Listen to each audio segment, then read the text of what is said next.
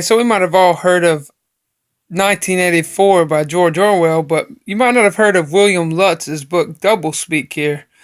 This is like an encyclopedia on doublespeak and giving you examples of how politicians and different businessmen and all kinds of stuff use it. So doublespeak, from revenue enhancement to terminal living, how government, business, advertisers, and others use language to deceive you. And I basically try to teach people how the church uses it to deceive you. So I'm not sure how much he has in here, but we'll look at that later. I want to share a specific example with you right now. All right, so right here, George Orwell in Language. In his famous and now classic essay, Politics in the English Language, which was published in 1946, George Orwell wrote that the great enemy of clear language is insincerity, so lies. Using language to lie is what he's saying.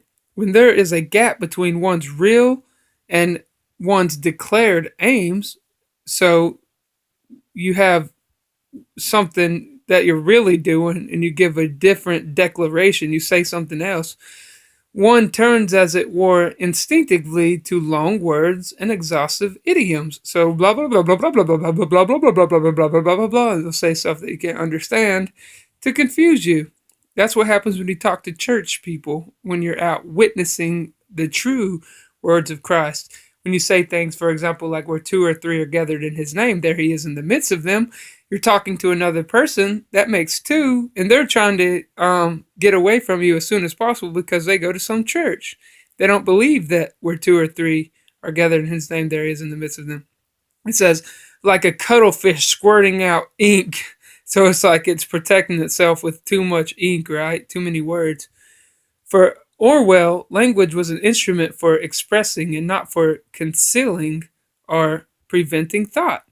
In his most biting comment, he observed that in our time, political speech and writings are largely the defense of the indefensible.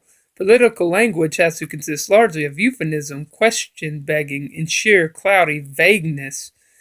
Political language is destined to make lies sound truthful and murder respectable, and to give an appearance of solidity to pure wind. So the wind, right? Like, try to grab the wind and you'll understand what people are talking about because everyone speaks such vague ambiguities that they never make any real points. Just like a oration from your local seminary graduate that people call a pastor who stands behind a pulpit in the church, stuff that has nothing to do with God. Orwell understood well the power of language as both a tool and a weapon. In the nightmare world of his novel 1984, Orwell depicted a society where language was one of the most important tools of the totalitarian state. That's what the Bible teaches. The Bible teaches that people lord over you. So language is one of the aspects, right?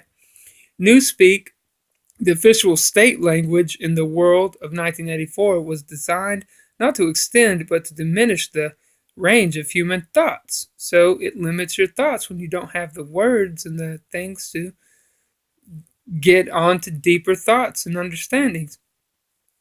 To make only correct thought possible and all other modes of thought impossible. It was, in short, a language designed to create a reality that the state wanted.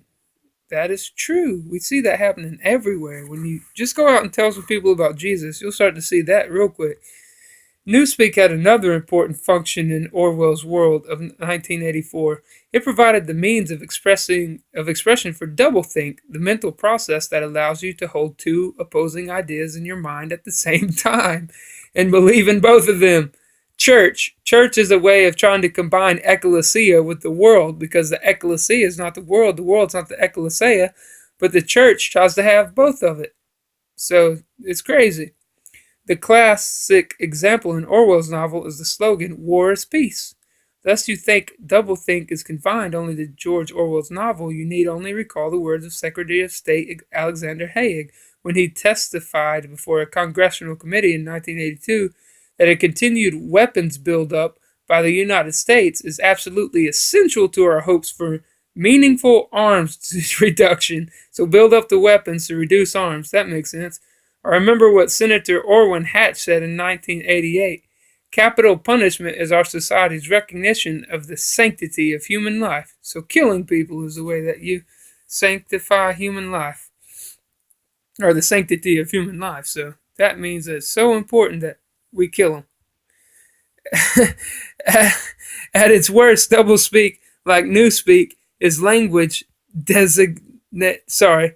At its worst, doublespeak, like newspeak, is language designed to limit, if not eliminate, thought. So get rid of thoughts, right? Like doublespeak enables speaker and listener, writer and reader to hold two opposing ideas in their mind at the same time and believe in both of them. At its least offensive, doublespeak is inflated language that tries to give importance to the insignificant.